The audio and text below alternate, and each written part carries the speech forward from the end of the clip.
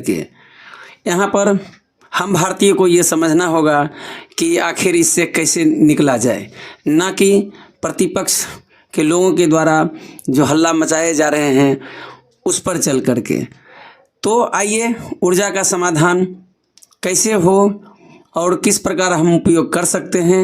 सीमित संसाधन हैं, आखिर कितना सरकार ला सकती है वो कूटनीति पर निर्भर करता है कि हम किस देश से कहाँ से ऊर्जा प्राप्त करें इस संकट के समय में।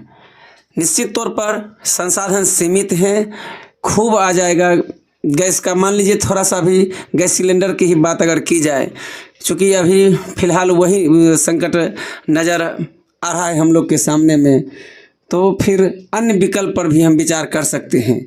जैसे मान लीजिए कि लकड़ी जलाना, कोयला से उपयोग करना, इस तरह अनेक संसाधन हैं। बिजली से भी हम लोग उसका उपयोग कर सकते हैं भोजन बनाने के लिए। तो बहुत सारे संसाधन हैं हमारे पास जिससे पैनिक होने की कोई आवश्यकता नहीं है। आखिरकार सरकार को ही हित और अनहित देखने पड़ते हैं। सरकार का काम है वो कैसे डील करती है वो जाने। आम आदमी का काम है सरकार की मदद करना, ना कि सड़कों पर निकल करके पैनिक फैलाना।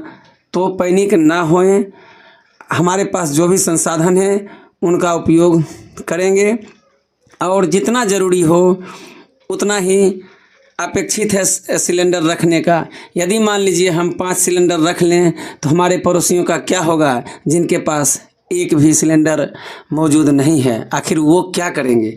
यदि हम एक ही लेते हैं तो बाकी 4 सिलेंडर हमारे जो भी पड़ोसी हैं वो ले सकेंगे। इसी तरह हम सरकार की मदद कर सकते हैं। सरकार पर छोड़ दीजिए, इस संकट के घड़ी में उनकी जवाबदेही है और हमारी जवाबदेही है सरकार से तालमेल करते हुए इस संकट के घड़ी में देश को कैसे आगे ले जाना है वो देखना है। क्योंकि संकट धीरे धीरे यह वैश्विक होते जा रहा है। एक देश से उठी चिंगारी अनेक देशों में जा पहुंची है।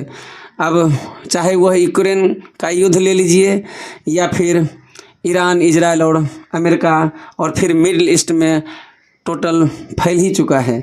इसलिए चूँकि हम पड़ोस में हैं तो सबसे पहले तपिश हमको ही झेलने हैं। इसलिए